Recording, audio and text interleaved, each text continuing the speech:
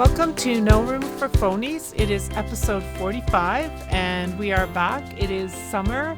We had an amazing thunderstorm today, but it has cleared. And if it starts raining, you'll see us pick up this and run for our lives because anyway, all this electronic equipment, we don't want it in the rain. But right now it's kind of clearing and it's a nice day. So you'll hear the sounds of outdoors again, but you've heard that before. So podcast 45, questions to ask your child's teacher before school starts. But before we get into that, cocktails. We've had mango daiquiri, and it's good. It's yum with, strawberry daiquiris, mango daiquiris, they're all good. And then in August, which is coming up at the end of this week, it's called a Frankie, and it has ice cubes, a half an ounce of Frangelico, half an ounce of Kahlua, nice, and 1 ounce of Irish cream, and 1 ounce of cream, and then very finely crushed hazelnuts. So time to get my lactose pills out. Yes, I call this a campfire. Ooh. We can also get lactose-free cream, remember? Oh, that's true. So Frangelico. I know, so we're going to have to buy some.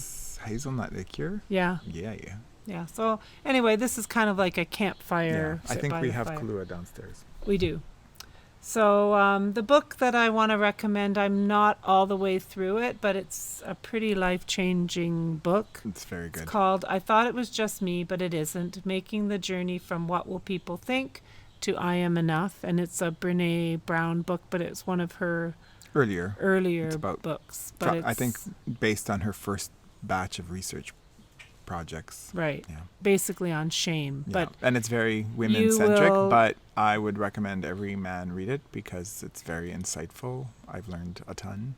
I started reading it first, actually. Yeah, so. actually. But anyway, it's great.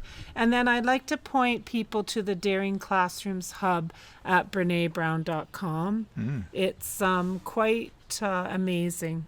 Is it about education? Oh, yeah. I haven't gone there. It's for teachers. Oh, wow. It's for teachers, but as a parent, and I would want to look at that hub. It's got a lot of very cool things and lots of great quotes and lots of good stuff.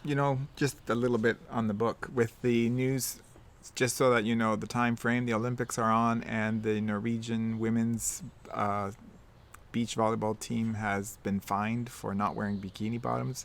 This whole, a big part of this book addresses body shaming and body image, and I think it's really timely. And I'm guessing that the hub is also a lot about teaching girls about not being shamed or no? It's more I haven't looked at it, so no, it's more you belong in this classroom. Oh, nice. And it's about belonging, and it's about because shame is about belonging too. Yes, yeah, absolutely. We're going to maybe get into that once we get through our education series. And the question to ponder today is, how do you define success? A while back, I did a podcast with my son, Sebastian, on success and what he defines success as. And I think it's really important.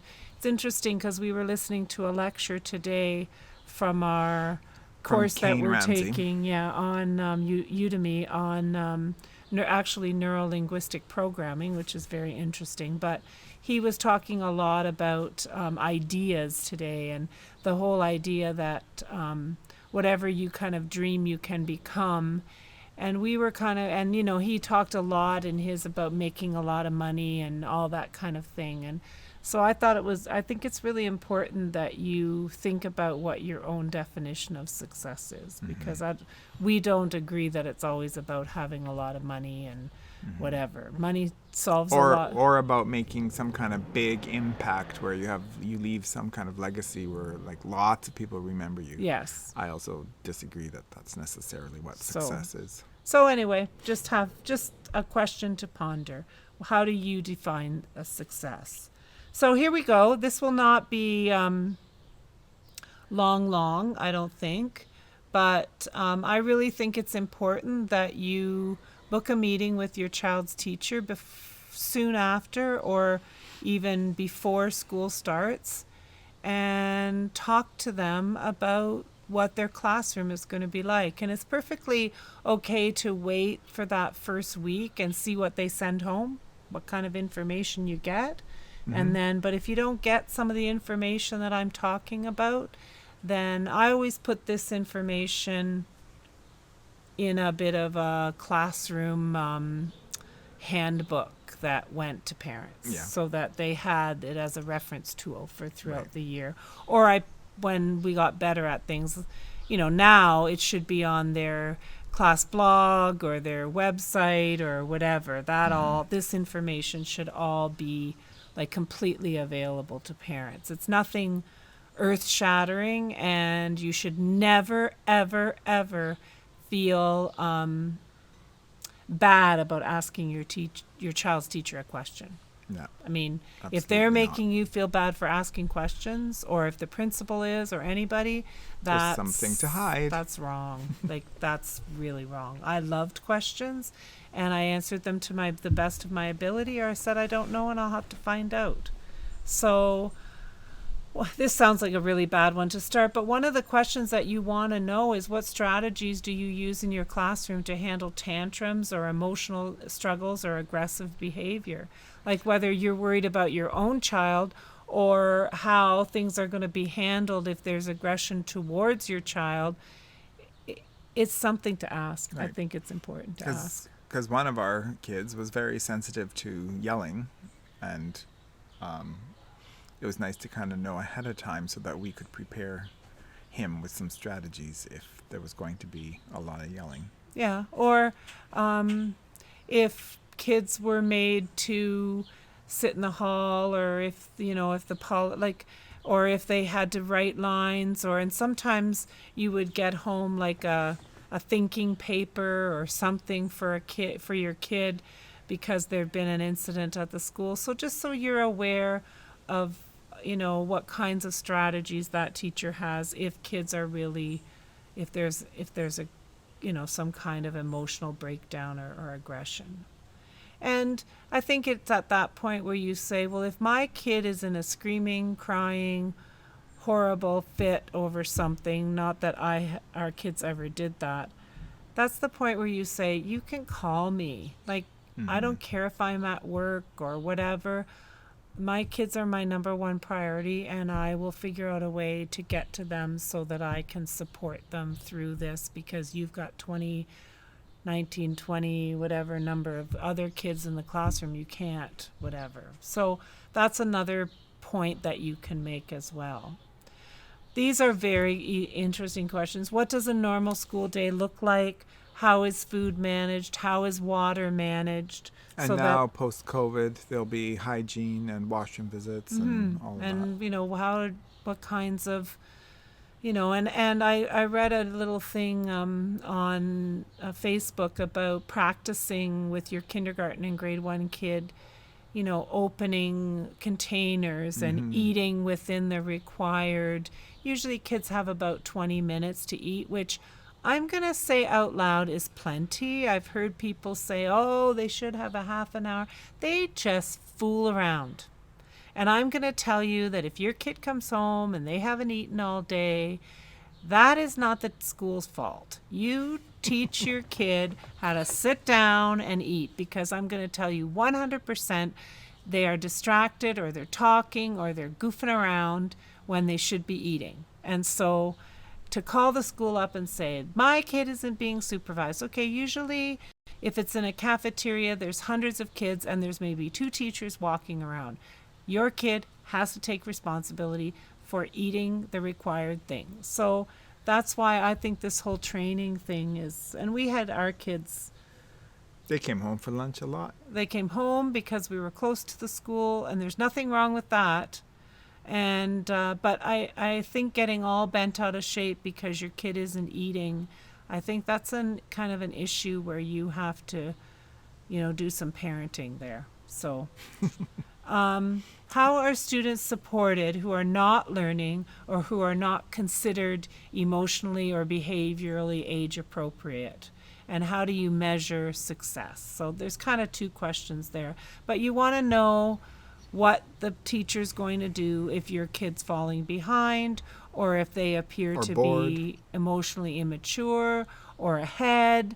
You want to know kind of what's going to happen there and what they're using to kind of measure success, whether they are tested after every concept or what kinds of things they're doing. How does the teacher employ observation?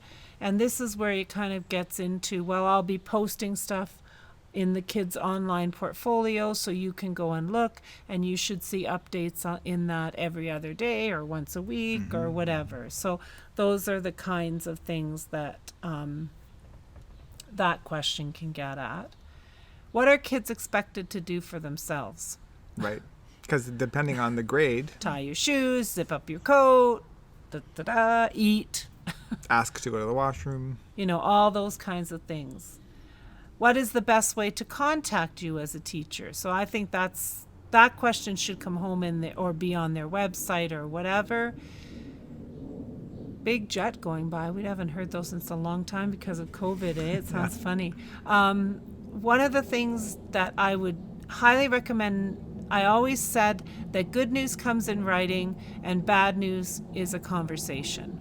So if you're upset with the teacher, do not fire off this 3-page email about going crazy with regards to whatever has happened, because that's now in print. It's in black and white there for everybody to see. The principal now has seen it. Goes into a record. So I always said my 24-hour rule. If you're really, really upset, give it 24 hours and then see if you're as upset, but then make an appointment or have a telephone call. Good news is for writing, bad news is for talking. Yeah. That's my rule of thumb. What is my job as your partner? How can I work with you to support the classroom and my child and you as the teacher? So start making that partnership right at the beginning. Are there things you need for the classroom? Like what can I do, to make things easy? Like not easy, but to make things smooth for you, or how I really want to do my part. And I mean, one of the things I've always said, like some people want to donate time, some people want to contribute. Well, I'll get to that things. later. Okay. But I mean, that's the idea of you're starting to form that partnership, and your partnership and relationship with the school impacts your child's success. So if you are the type of parent that drops your kids off at the school door and doesn't have anything to do with the school till the afternoon when you pick them up, and then even less, no phone calls, no communication, and barely read things, you're going to have a school that's disengaged from your child as well. It is. It's on you to stay engaged. It's a partnership, absolutely. Yeah. And it's a partnership. So it's on them to do their part, and it's on you to do your part. You know how quickly parents This is my favorite question. Well, what can I send or not send to your classroom that will make it a better place for everyone?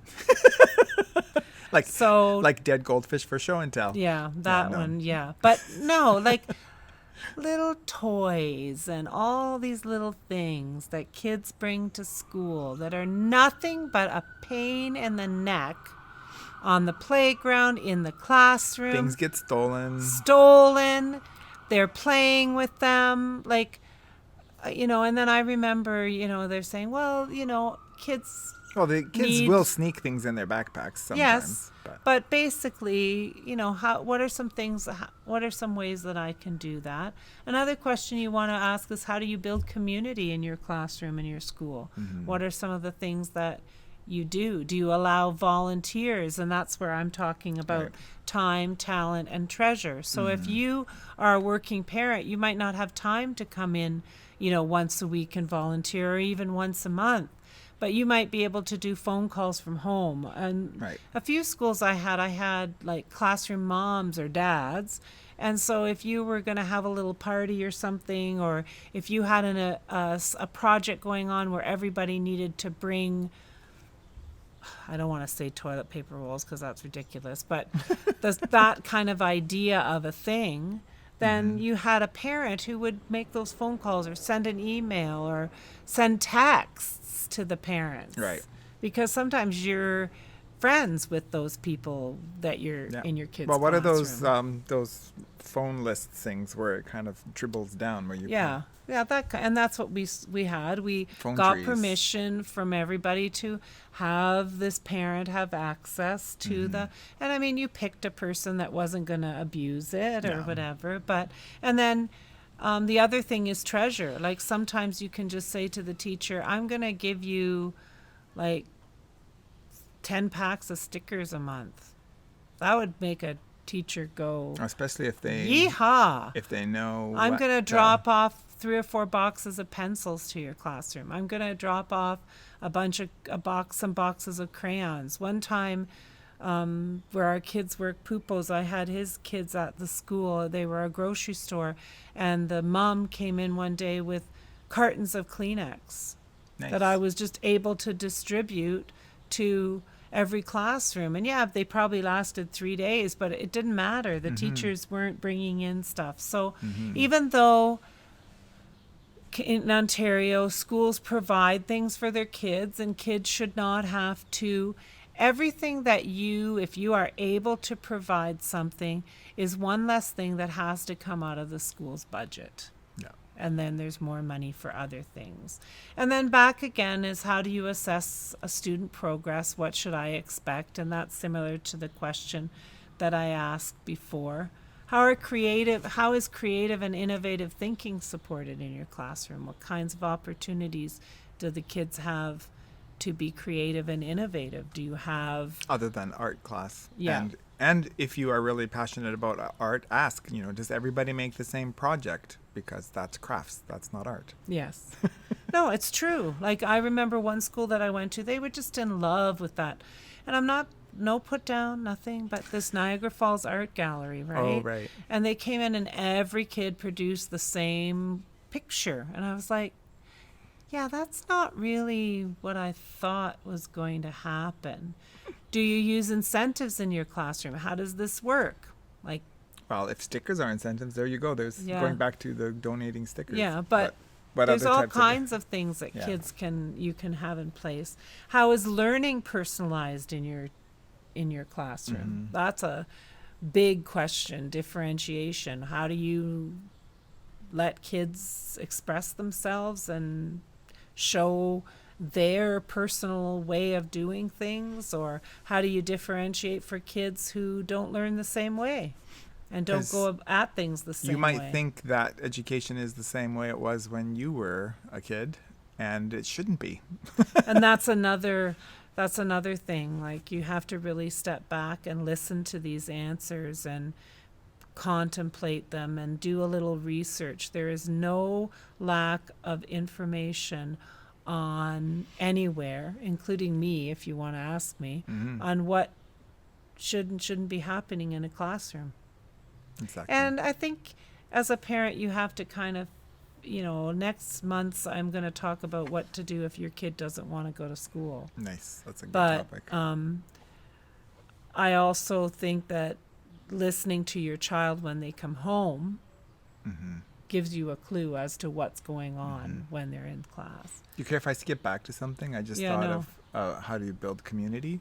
Like, you could also, ask questions like, how do you celebrate multiculturalism in your classroom? And how do you celebrate the different faiths, cultural practices, things like Well, that? and we in our area, you may not have this issue where you live, but in our area of Niagara, in certain pockets of it for sure, we don't even have anything but white. Mm-hmm. A lot of times, Yep. we're struggling, like we don't have anything but white. So that's really Problematic. difficult, and it's something to be talked about because, yeah, I've dealt with some pretty situations where community was not built and people's cultural beliefs and religious beliefs were not respected. Mm-hmm. And I mean, I get it. Sometimes religious beliefs, like I mean, around here, and when I was teaching, a lot of it was around people who were Jehovah's Witnesses and didn't do certain things. But we just made arrangements for those children to have other different kinds of opportunities during Thanksgiving, you know, when people were doing those. And so, birthdays and yeah, stuff. and all that sort of stuff. So, you know, I think it's to talk about those kinds of things, especially if it's an issue for your family. I mean, another one is the sex education, right? Like Yep. that stuff. And I So would if have, you are in Ontario, it is provided in classrooms, but you are allowed as a parent to withdraw your child. There is nothing. yeah, and they'll say, like, some principals will argue with you about, well, it's part of the curriculum and your kid. I didn't argue with anyone. I felt that if a parent wanted to take that responsibility on themselves to explain what they felt was age appropriate for their child, then who was I to say? And we made it very simple. Like, the kids who weren't involved in that did other stuff. Like, they were working on other individual projects or something that You're in the library. yeah, Or, yeah. whatever. Mhm. So, I mean, that should not be an issue at all. And then I think you want to ask what you do to help kids think critically in the classroom. What are the kinds of questions you ask, and how do you set up your social studies curriculum so that kids are thinking critically about issues?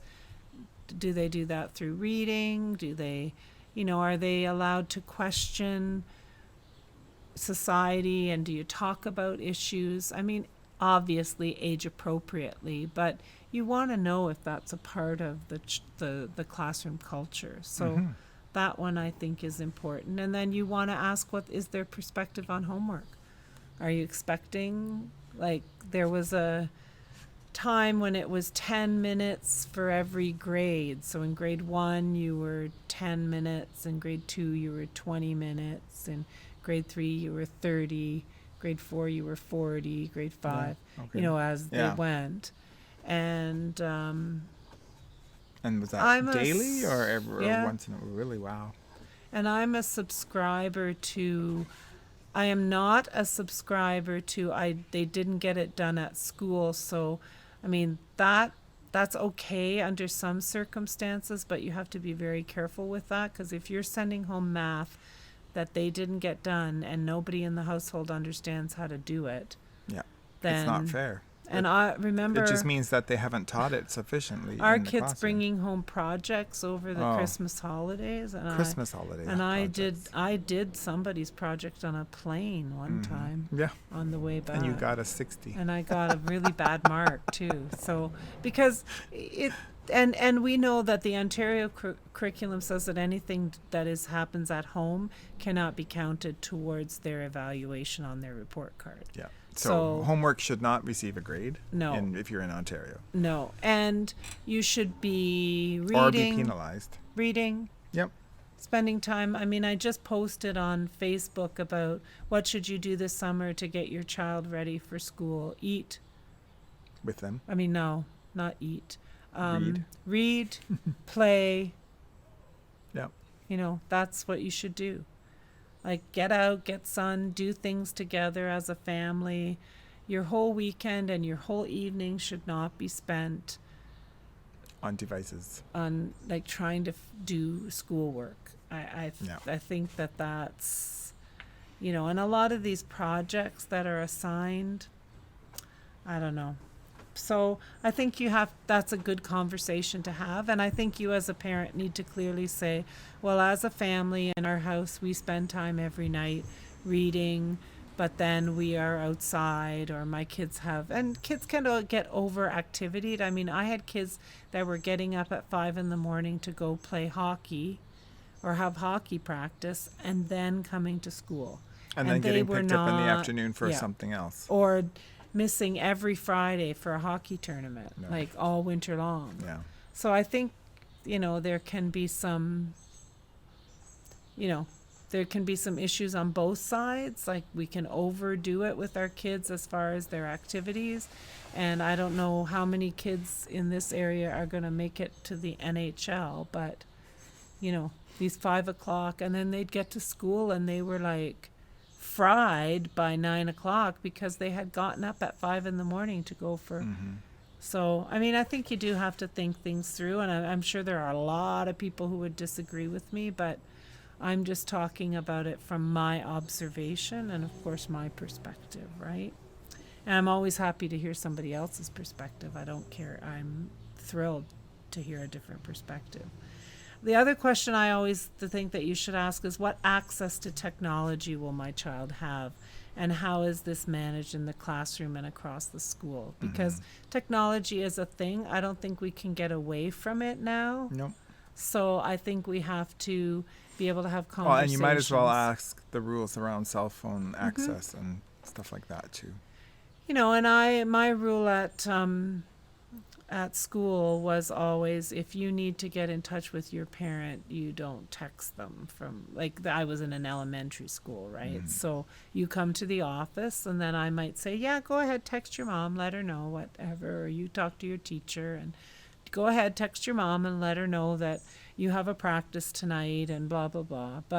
And kids got used to the fact that if it was reasonable, I usually let them go ahead and do it. Right. And so they weren't trying to hide it. And I recognized that they had that kind of access to their parents. And so, I mean. But the time that the parent came to the school and already knew. Oh, yeah, she came I mean, you have roaring to in be because careful, the kid. I suppose, what you say, Yeah, but anyway.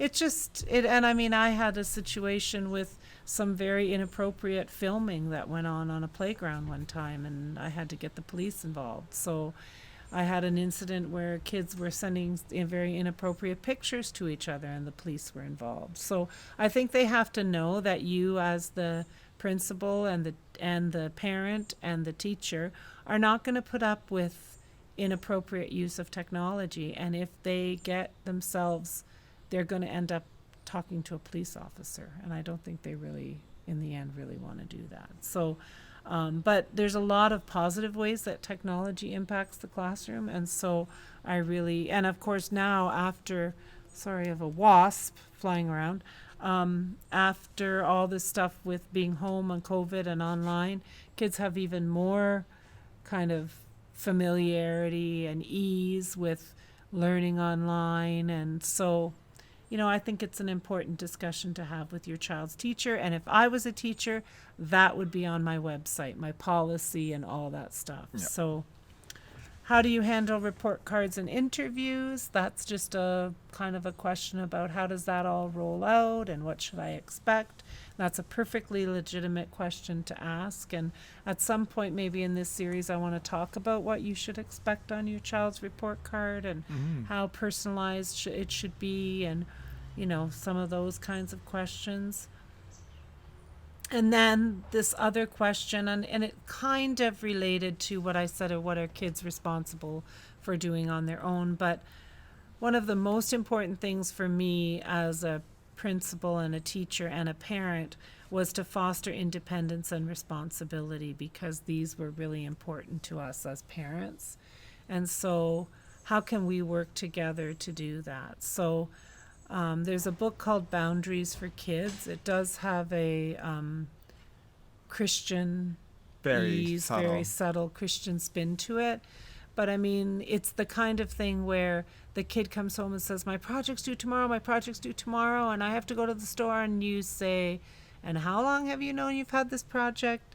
And you kind of take a step back and say, okay, how am I fostering responsibility and independence by bailing my kid out every single time there's a problem? So, you know, it's the kind of thing where if the kid forgets, you know, and we reminded kids a ton to get their permission slip signed. Maybe they have to sit at the office this time while the kids go on a hike, because they have to remember, and they're in grade 5, and they really have to remember to clean out their backpack. And you don't have to leave your job and come rushing into the school to sign. To do that. So those kinds of things where you can foster independence and responsibility. So those are kind of my questions. And then I'm going to post those on the website. So if you want to go and refer to them, I'll put them all like written out on them under the inspiration section. NoRoomForPhonies.com/inspiration. Yeah, and I don't know. Well, it's not exactly that. but it's on NoRoomForPhonies.com, and then you can actually see them in writing and print them if you want to use them for yourself. So I will put them on the website. But just as a final, I wanted to have some thoughts for empowering teachers. So if you know any teachers, or if you are a teacher, you might want to share this podcast. And I'm going to put with these them on the website as well. Oh, either. Just You can share podcast or website. website. So here's some empowering thoughts for teachers. Parents don't always have to approve of me or even like me. I need to be able to back up my ideas with research, my teaching, my strategies, listen to their questions, and give lots of information. So I think that's really important. Don't become traumatized and stuck by parents who question you. Stay the course. Change and new ideas take time, and you need to be the gentle rain that soaketh. Mm-hmm. So don't get all wound up about, like, if you approach a teacher and they're like, oh, just say, this is not an attack. This is just us exchanging ideas and information. You don't have to succeed in everything you do to be a valuable person. You can make mistakes, apologize, and model moving forward. Embrace change, expect the unexpected, learn from all of your stakeholder groups. Just because you are the professional doesn't mean you have all the answers. And parents do know their kids best. And principals do know something. Yeah, they do, every once in a while. I am responsible for what I bring to the table at my school. I can be the light that shines and makes all the difference. There are going to be miserable people around you, and you can't change them, and you can't make them pay. And the only thing you can control is your emotions Did about you do this it. one? Yep. Okay. Joy in life comes from giving back without expectation of receiving anything in return. And I think that's one of the most important parts of the teacher's job, right? Because It's it just can be joy. a pretty thankless. A teacher's job is pretty thankless. A principal's job is even more thankless. So, and superintendents are so far out of it that they don't even care. That's my opinion. Some superintendent will put a comment on, but That'd be nice. That'd be nice. I don't care. A bad day yesterday does not impact today. Life is not easy or fair, and we can all learn and grow and become better tomorrow than we were today. We all feel sad and uncomfortable sometimes, but that helps us grow. Mm-hmm. So those are my little empowering thoughts for teachers. So if those are, we call them mantras or aspirations or inspirations or whatever you want to call it. But I thought after giving all that advice to parents, maybe a few little inspirational thoughts for teachers would help too. So that's it. Those are the questions, and you'll see all those things actually printed on the website. But I hope that you do take some time, either now or later in August, to formulate some questions that you want to ask your child's teacher, either before school starts or right very soon after, once you've seen what kind of information they send home to you. But very important questions to ask your child's teacher before school starts. So come back for episode 46, which is going to be what can you do when your child doesn't want to go to school. That's the next one. Happens. Let me tell you, it Not happens. daily. Sometimes, whatever. There's Not seasons. daily. Yeah. And what do you do? So That'll be good. yeah, it'll be fun. So thanks for joining us on No Room for Phonies, questions to ask your child's teacher before